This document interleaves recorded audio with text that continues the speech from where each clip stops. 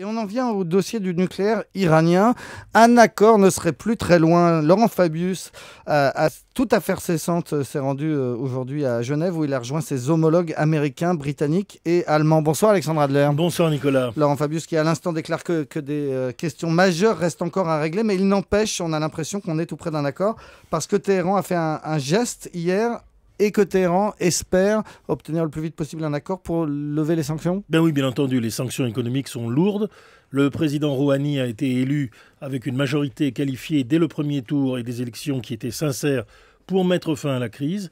Et les États-Unis ont tiré la leçon de ce qu'ils avaient fait de manière erronée en 1997, lorsqu'il y a eu comme ça une élection démocratique, celle du président Khatami, et qu'ils l'ont laissé mariner pour savoir s'il était sincère ou pas, le discours que Fabius tient aujourd'hui.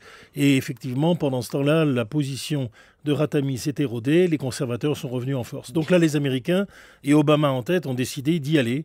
Et dans la mesure où il y a une percée, il semble bien, d'après tout ce qui provient de la négociation, qu'on va vers une levée partielle des sanctions, ce qui évidemment permet de les remettre en jeu si les Iraniens se moquent du monde, mais rien n'indique qu'ils se moquent du monde, et eux vont geler cette fois-ci l'enrichissement de l'uranium au-delà de 20%, ce qui était exactement la position de Rouhani lorsqu'il a été éjecté du pouvoir par Ahmadinejad il y a de cela 10 ans.